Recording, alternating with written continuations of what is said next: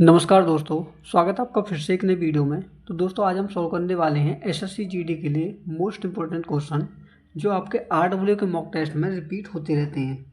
तो हमारा पहला क्वेश्चन है, देखो इसमें बोला है कि चुनाव में तो उम्मीदवार 10% मतदाताओं ने मतदान नहीं किया, 60 मत अवैध पाए गए, विजेता उम्मीदवार को कुल मतों का 47% प्राप्त होता है और वह 308 मतों से जीतता है।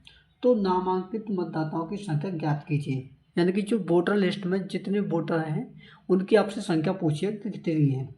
तो ऐसे क्वेश्चन में देखो आप करोगे क्या, मान के चलिए भाई टोटल वोट कितनी है, 100% है, ठीक है। अब देखो 100% में से दोस्तों होता क्या है कि आपके 10% जो मतदाता हैं वो क्या है, अपने वोट नहीं डालते हैं। तो जब 100 में से 10% नहीं डालेंगे तो डाले कितने होंगे, 90% नहीं, ठीक है। तो देखो होता क्या है कि जो 60% 90% ने जो डाले हैं उसमें से क्या होता है कि 60 मत अवैध होते हैं, यानी कि 60 वोट क्या हो गए, बेकार हो गए। तो 90 में से 60 वोट क्या हो गए आपके, बेकार, यानी कि खराब हो गए। तो दोस्तों आपको देखो आगे भी दे रखा है, इसमें बोला है कि जो विजेता है, विजेता को दोस्तों क्या होता है कि टोटल वोटों का, यानी कि जो आपके 100% वोट पड़े हैं उसमें से क्या होता है, जो वोटर लिस्ट में 100% है उसका उसे कितना मिलता है, 47%, ठीक है। अगर टोटल का 47% दोस्तों ये ले जाएगा तो 90 में से आप 47 घटाओगे तो कितना बचेगा, क्योंकि ये टोटल का लेगा तो इसमें से 90 में 47 घटाओगे तो ये आएगा आपका 43%, ठीक है। और दोस्तों आपको जो 308 मत दे रखा है इसमें आपको किसका मान है, तो इसमें देखो सबसे पहले हम निकालेंगे जो विजेता है, जो जीता है उसे दोस्तों जो अवैध वोट हैं वो भी मिले होंगे। तो हम क्या करेंगे कि 308 में से जो खराब वोट हैं उनकी संख्या को निकालेंगे। तो देखो कितने वोट बचे, 8 में 0 घटाए 8, 10 में 6 घटाए 4 और यहाँ का बचा 2, यानी कि 248 वोट जो है दोस्तों किसका मान है, ये है आपके 47 और 43% के डिफरेंस का मान। तो 47 में जब 43 घटाओगे तो कितना बचेगा, 4%। और दोस्तों टोटल वोट कितने हमारे, 100%। तो इंटू क्या करेंगे, 165 से गुना। तो देखो 4 से मैंने इसमें भाग दिया, 4 6 24 और 4 दूनी 8 और 62 का गुना 100 में करेंगे तो कितने आएंगे आपके वोट, 6200, जो कि क्या है, करेक्ट आंसर है, ठीक है। तो अगला क्वेश्चन है आपका, अगला क्वेश्चन है, इसमें बोला है कि 1000 की धनराशि पर 10% वार्षिक ब्याज दर से 1.5 वर्ष के ब्याज की गणना करें, जब ब्याज की गणना अर्धवार्षिक चक्रवृद्धि आधार पर की जाती है। तो दोस्तों मैं आपको बता दूं कि जो आपको मूलधन है वो तो आपका सेम रहेगा, कितना दे रखा है, 1000 रुपये, ठीक है। लेकिन अर्धवार्षिक में होता क्या है कि रेट का होता है आधा, यानी कि रेट अगर आपका 10% दे रखा है तो इसका आधा कितना हो जाएगा, 5%, ठीक है। और जो टाइम है उसको हो जाता है 2 गुना, तो 1.5 वर्ष का 2 गुना कितना हो जाएगा, 3 वर्ष, यानी कि 3 बार आपको क्या देना होगा, ब्याज देना होगा, ठीक है। अब देखो आगे क्या करना है दोस्तों, आपको आगे इसमें करना है कि देखो मैं आपको बता दूं कि जब भी आपको 5% का ब्याज निकालना हो किसी भी, देखो 1 वर्ष के लिए, 2 वर्ष के लिए, 3 वर्ष के लिए, ठीक है। तो देखो 1 वर्ष के लिए जब आप निकालोगे तो आपको सीधा क्या देना है, 5%। लेकिन जब 2 वर्ष के निकालोगे तो आपको क्या निकालना, मूलधन का 10.25%। और 3 वर्ष के लिए आप क्या निकालोगे, वो निकालोगे 15.7625%। तो दोस्तों डायरेक्ट जब आप मान निकालोगे तो आपका आंसर जो है सीधा निकल कर आएगा। तो देखो कैसे निकालेंगे हम, 1000 का इतना परसेंट निकालेंगे तो देखो क्या आएगा, 1000 इंटू 15.7625%, और परसेंट को हटा कर बट्टे में क्या लिखेंगे, 100, ठीक है। और देखो पॉइंट हटाया मैंने यहाँ से, कितने जीरो आएंगे, 1 2 3 4, 1 2 3 4। तो देखो इन 3 जीरो से क्या हो गया दोस्तों, ये 3 जीरो खत्म हो जाएंगे। तो इसमें जब आप भाग दोगे तो ये कितना हो जाएगा हमारा, 1000, और 1000 का भाग देंगे तो कितना होगा, 157.625, ठीक है। ये क्या होगा दोस्तों, इसका आंसर होगा। तो दोस्तों इसके समथिंग कौन सा है आपका, वो आपका ऑप्शन नंबर डी, जो कि क्या है, करेक्ट आंसर है। तो अगला क्वेश्चन है आपका, अगले क्वेश्चन में बोला है 72 किलोमीटर प्रति घंटे की रफ्तार से चलती हुई एक ट्रेन एक प्लेटफॉर्म को 30 सेकंड में पार करती है और प्लेटफॉर्म पर खड़े एक आदमी को 18 सेकंड में पार करती है, तो प्लेटफॉर्म की लंबाई मीटर में कितनी होगी। तो दोस्तों सबसे पहले हम निकालेंगे कि ट्रेन की लंबाई क्या है, और ट्रेन की लंबाई दोस्तों किससे निकलेगी कि जब वो एक जो व्यक्ति है यानी कि आदमी को 18 सेकंड में पार करती है। क्योंकि दोस्तों देखो, व्यक्ति या लट्ठा जो होता है उसकी कुछ भी लंबाई हम नहीं मानते हैं, क्योंकि उसकी जो ट्रेन की तुलना में उसकी जो लंबाई होती है, सॉरी चौड़ाई जो होती है, वो एक नगण्य रूप पर होती है। तो देखो यहाँ पर क्या करेंगे दोस्तों, हम यहाँ पर निकालेंगे हम ट्रेन की लंबाई। तो देखो लंबाई बराबर क्या होता है, स्पीड बराबर आपको फॉर्मूला होता है डिस्टेंस अपॉन टाइम। तो अगर डिस्टेंस के लिए फॉर्मूला निकालेंगे क्या होगा, स्पीड इंटू टाइम बराबर क्या हो जाएगा, डिस्टेंस। तो देखो जब डिस्टेंस निकालेंगे दोस्तों क्या होगा कि देखो 72 किलोमीटर प्रति घंटा क्या है ट्रेन की स्पीड। अगर हम इसे मीटर प्रति सेकंड में बदलें तो क्या करेंगे, 5/18 से इसमें गुना और इंटू गुना करेंगे 18 सेकंड से, क्योंकि व्यक्ति को जो आदमी है उसे कितने सेकंड में पार करती है, 18 सेकंड में। तो इंटू कितना का 18, तो 18 से क्या होगा हमारा 18 कट जाएगा और 72 पंजे दोस्तों कितने होंगे, 360। यानी कि ट्रेन की लंबाई जो होगी कितनी होगी, 360 मीटर होगी। अब आपको निकालना है प्लेटफॉर्म की लंबाई।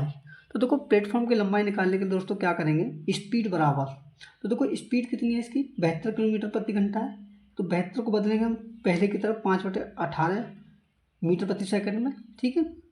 और देखो दोनों की क्या लेनी है, कुल लंबाई। तो देखो ट्रेन की लंबाई है 360 और जो प्लेटफॉर्म है उसकी हमें निकालनी है, तो उसे माना मैंने एक्स, ठीक है, बटे में जो इसका टाइम है, तो टाइम कितना लग रहा है, 30 सेकंड, ठीक है, कितना 30 सेकंड। तो जब आप सॉल्व करोगे तो देखो क्या होगा, 18 चौके 72, 4 पंजे कितने हो गए 20, और 20 का गुना आप 30 में करोगे कितना हो जाएगा, 20 का गुना 30 में करोगे तो ये हो जाएगा 600। और दोस्तों ये बराबर हो जाएगा 600 बराबर 360 और प्लस के एक्स। जब दोस्तों आप 360 को इधर लेके आओगे 600 की तरफ तो ये हो जाएगा माइनस का, और 600 में से आप जब 360 को हटाओगे तो उसकी लंबाई कितनी आएगी, 240 मीटर। किसकी आएगी, प्लेटफॉर्म की, जो कि इस क्वेश्चन का आंसर है, ठीक। तो अगला क्वेश्चन है, एक व्यापारी लागत मूल्य पर लाभ प्रतिशत की गणना करता है और एक अन्य व्यापारी बिक्री मूल्य पर गणना करता है। यदि दोनों 5200 रुपये में बेचे गए लेखों पर 30% लाभ का दावा करते हैं तो उनके लाभों का योग कितना होगा। तो दोस्तों आपको जो ये क्वेश्चन दे रखा है इसमें देखो दो व्यापारी हैं, एक व्यापारी जो है अपने लाभ की गणना किस पर करता है, लागत मूल्य पर, और दूसरा जो करता है वो करता है विक्रय मूल्य पर।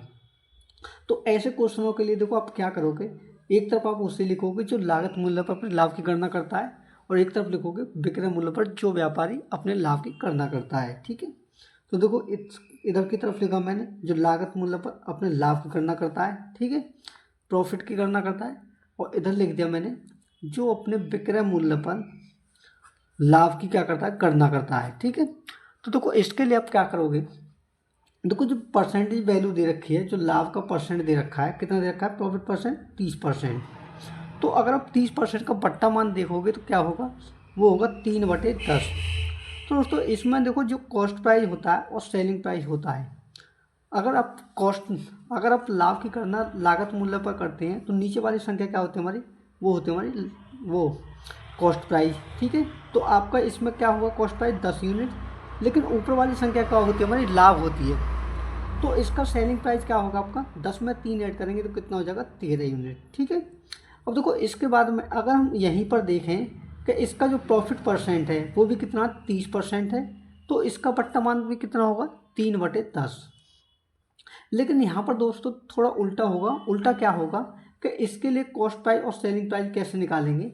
देखो यहाँ पर जो नीचे वाली संख्या है, अगर ये विक्रय मूल्य पर अपने लाभ की गणना करता है तो इसके लिए विक्रय मूल्य क्या होगा, नीचे वाली संख्या होगा, क्या होगा, इसके लिए विक्रय मूल्य 10 यूनिट होगा, और ऊपर वाली संख्या क्या होगी, लाभ होगी।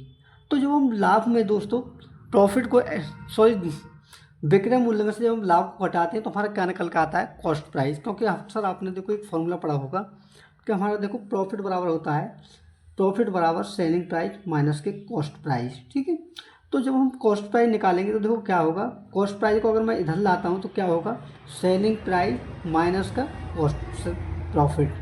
तो उसी प्रकार जब आप 10 में से 3 को हटाएंगे तो आपका कॉस्ट प्राइस कितना आएगा, 7, ठीक है। अब देखो सिंपली दोस्तों मैं आपको बता दूं कि देखो दोनों ही क्या करते हैं, अपने लाभ की गणना किस पर करते हैं, एक लागत मूल्य पर और दूसरा सेलिंग प्राइस पर। तो दोनों के लिए विक्रय मूल्य कितना है, 5200 रुपये है। तो देखो जो लागत मूल्य पर गणना करता है उसके लिए जो 5200 है कितने यूनिट का मान है, तो इसके लिए है देखो 13 यूनिट का मान, कितने 13 यूनिट का मान। तो इसका अगर हम प्रॉफिट निकालें तो कितने यूनिट का निकालेंगे, 10 रुपये की वस्तु को 13 में बेचता है तो 3 यूनिट का फ़ायदा होगा, तो इंटू करेंगे 3 से गुना। तो देखो इसका लाभ कितना होगा, 13 चौके 52, यानी कि 400 बार कटा, और 400 गुना 3 में करेंगे तो कितना हो जाएगा प्रॉफिट, इसका हो जाएगा 1200 रुपये लाभ। ठीक है। वहीं अगर हम देखो इसका देखें कि इसको लाभ कितना हुआ है, तो देखो इसके लाभ के लिए आप क्या करोगे कि इसके लिए जो 5200 है, ठीक है, 5200 रुपये है, कितने यूनिट का मान है, वो 10 यूनिट का मान है, क्योंकि इसका सेलिंग प्राइस का यूनिट कितना है, 10 यूनिट है। ठीक है। तो इसके लिए अगर आप प्रॉफिट निकालोगे तो क्या होगा कि 5200 हमारा 10 यूनिट का मान है, तो लाभ कितना है, तो कुछ 7 में से 10 में से आप 7 घटाओगे तो कितना होगा, 3 यूनिट। तो लाभ कितने का, 3 यूनिट का, तो इंटू करेंगे 3 से गुना। तो 1 जीरो से हमारी 1 जीरो कट गई, और 520 का 3 गुना कितना होता है दोस्तों, वो होता है 1560। अब देखो क्वेश्चन में पूछा क्या है कि दोनों का टोटल लाभ कितना होगा, यानी कि टोटल जो लाभ है दोस्तों वो कितना होगा। तो उसके लिए आप क्या करोगे कि दोनों के लाभों को ऐड करोगे, 1200 को और 1560 को। तो जब दोनों को ऐड करोगे तो दोस्तों आंसर क्या आएगा आपका, 1500 और 1200 कितना हो गया, 2760, जो कि क्या है, इस क्वेश्चन का करेक्ट आंसर है। तो मैं उम्मीद करता हूं दोस्तों सभी क्वेश्चन आपको अच्छे से समझ में आए होंगे। दोस्तों अगर वीडियो अच्छी लगी हो तो वीडियो को लाइक करें, और चैनल पर नए हैं तो बेल आइकन को प्रेस करके चैनल को सब्सक्राइब भी कर लें। मिलते हैं अगले मॉक टेस्ट के साथ में, तब तक के लिए धन्यवाद।